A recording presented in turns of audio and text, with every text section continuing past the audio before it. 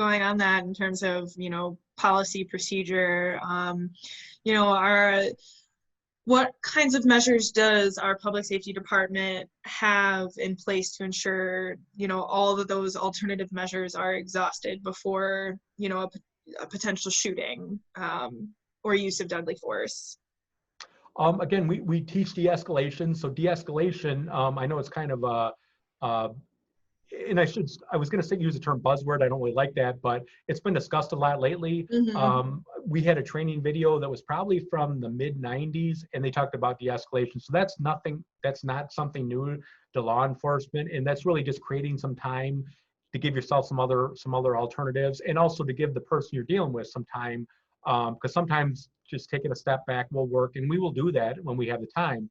Unfortunately, in this job, there's sometimes we just don't have time to do that. You have to act right away. So we train with all of our systems. We have some options. We have chemical spray. We have collapsible batons. I have yet to see a collapsible baton used in a use of force. And maybe it has in my former department or here, but typically that's not used. We also have tasers, which are very effective at stopping people. And I took a 5-second hit on a taser when I trained in it, and it's very effective. But the good part with the taser is, for the most part, once it's over, it's over. It doesn't hurt anymore. Where if we use a chemical spray, that has some after effects. Not long. It's very uncomfortable, but it's not harmful. So we try to. Back when I went to the academy, or even not so distant time, it was called a use of force continuum. It only went up. Now we teach it where it goes up and down. So it's not always going up, it comes down. So we move down when we can and when we need to, and we move up when we have to. So we're always looking to use a minimum amount of force possible.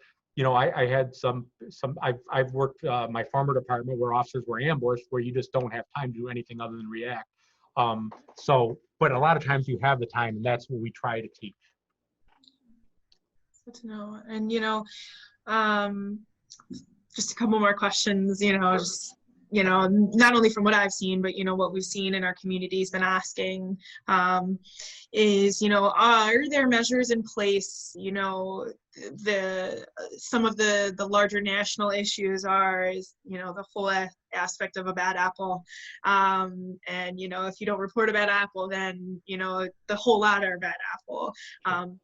We're moving away from analogies because more focus on the topic itself, is that, do we have protocols in place so that if officers see another officer conducting questionable acts or measures, that there is an intervention or some form of step in place before serious harm is caused?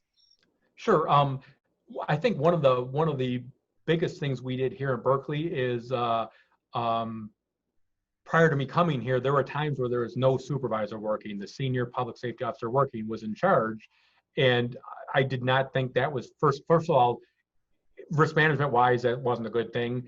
And also wasn't fair to that officer. You're a boss one day, then you're not, and you don't have the training, but you're expected to be a supervisor. So through the support of city council and city administration, starting last July, so just over a year ago, we now have a supervisor working all the time. It's very, very important because we expect that supervisor to supervise and to keep their eye out for that. We have a duty to intervene policy. That policy states that if officer, well, I'll stick with officers. If a sworn officer sees another officer using excessive force, or in a lot of duty to intervene, that's all they deal with is use of force. But we say anything else that is either illegal or a threat to safety, they are obligated to stop that officer and to report it to a supervisor. We also went one further. We have civilians in the building. Also, we have dispatchers and some other civilians. Those civilians are also required. We can't really expect a civilian to intervene, but we do expect that civilian to report right away. So that's between supervision and the duty to intervene and report. That is our biggest things. But we're also, it's a daily. It's not only when it's a daily thing. We're always looking to make sure our people are doing the right thing. So it's not specific to use of force. It's specific to everything.